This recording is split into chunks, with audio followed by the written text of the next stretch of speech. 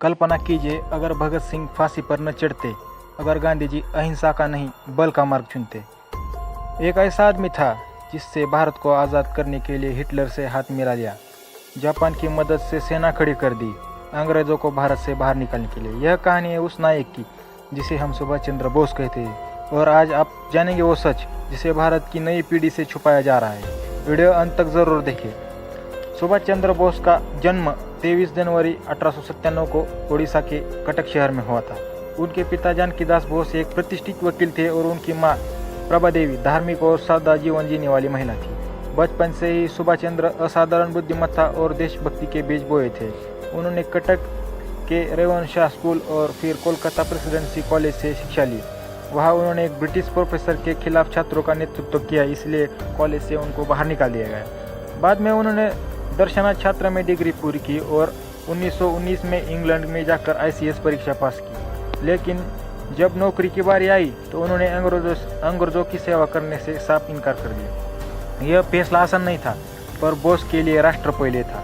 भारत लौटने के बाद उन्होंने महात्मा गांधी जी से प्रेरित होकर कांग्रेस में प्रवेश किया, लेकिन नेताजी की राह गांधी जी से अलग थी। गांधी जी अहिंसा के मार्ग पर चल रहे थे और बोस क्रांतिकारी कार्रवाई करते थे। 1938 और 1939 में कांग्रेस के अध्यक्ष बनने के बाद गांधी जी से मतभेद चलते उन्होंने इस्तीफा दे दिया। उन्होंने फॉरवर्ड ब्लॉक नाम एक संगठन बनाया और ब्रिटिश राज के खिलाफ उन्होंने बड़ा मुकाम हासिल किया। ब्रिटिश सरकार ने बोस के नज़रअंदाज कर दिया, लेकिन नेताजी कहाँ चुप रहने वाले थे। 1941 में उन्होंने भेष बदलकर भारत से भागने की योजना बनाई, कभी पठान बनकर कभी मौलवी। अंत में वो अफगानिस्तान के रास्ते सोवियत यूनियन को पार करते हुए जर्मनी पहुंचे। यह उन्होंने हिटलर से मुलाकात की, वही हिटलर जिसे पूरी दुनिया क्रूर तानाशाह के रूप में जानती है।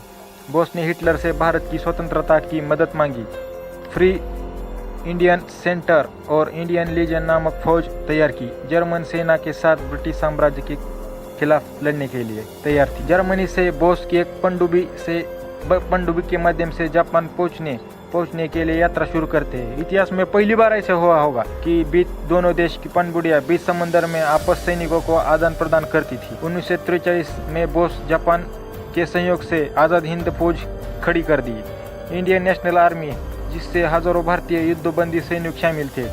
उन्होंने नारा दिया, तुम मुझे खून दो, मैं तुम्हें आज़ादी दूंगा। यह नारा आज़ादी की सबसे बड़े क्रांति की पुकार बन गई। बोस ने 21 अक्टूबर 1943 को आज़ाद हिंद सरकार की घोषणा की। इस सरकार को जापान, जर्मनी और इटली जैसे बड़े देशों ने मान्यता दी। 1945 जापान युद्ध हार गया था।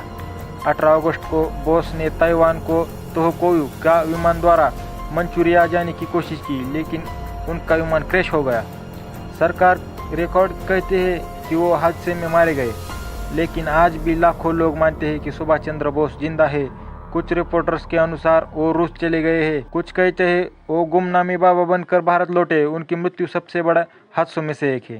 नेताजी का जीवन सिर्फ क्रांति की कहानी नहीं, यह साह्य और राष्ट्र सर्वोपरि की भावना है, मिसाल है। जानकारी कैसी लगी? अच्छी लगी तो हमें सब्सक्राइब कीजिए और फॉलो कीजिए।